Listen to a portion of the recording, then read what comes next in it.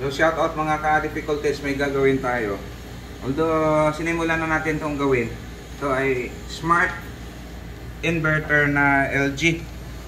So ang problema kasi nito, hindi binubunot ng may-ari sa bahay nila. So tuloy-tuloy lang, pagka ginamit, power on lang. Pagka hindi ginamit, off lang. Okay na. So iyon ang hindi maganda pagka hindi natin bunutin sa saksakan, kasi pagka yan tulad yan biglang nagkaroon ng kidlat na malakas, tumama sa line. So ano nangyari? So ang supply ang tinamaan. So yan o.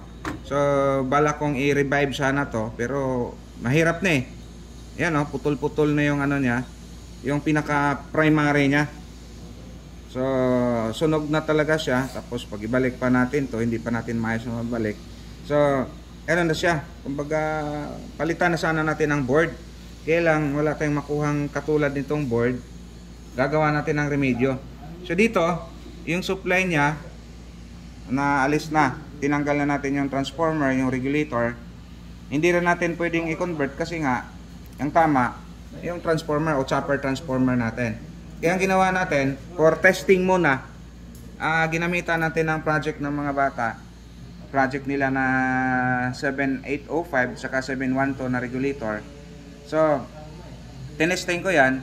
Yung isa, itong 35, sinuplayan natin ng 5 volts, at ito sinuplayan natin ng 12.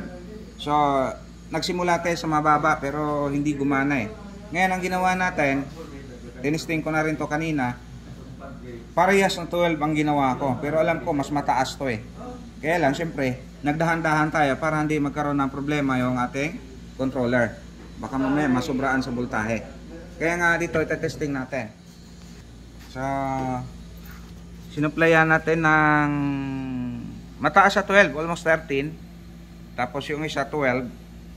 At tapos inano natin, finid natin dito sa filter nya. Filter doon sa low, mas mababang voltahe, mas mataas na voltahe. And then ayun na, may standby siya doon. Try natin i-power on. Ayan. So nagkaroon siya ng display. Kasi pag isa lang ang supply na ilalagay natin, hindi rin siya magpa-power on. Para malaman natin kung talagang functional na to kahit hindi pa siya nakasalpak, try natin i-spin. 1, 2, 3, 4, 5, 6. 1, 2, 3, 4, 5, 6. Ayan. Ito yung spin. Tapos start. O di dali lang ha. Ayun. Kasi yung ano niya, door error yun eh.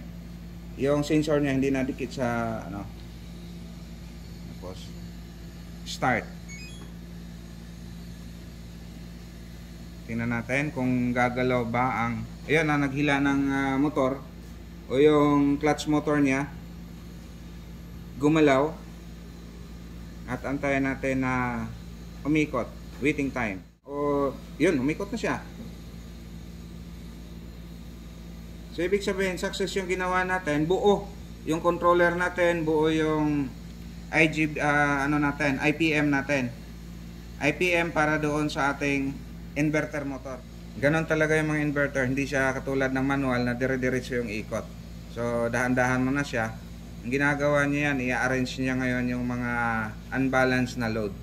Tapos pagka napansin niya na okay na, tuloy-tuloy na yung ikot niya.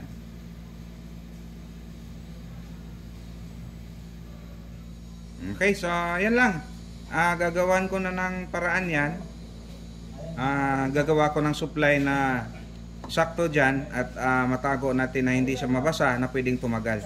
So dyan muna sa video natin. Tutuloy natin yan sa, kung okay na, tutuloy natin yan.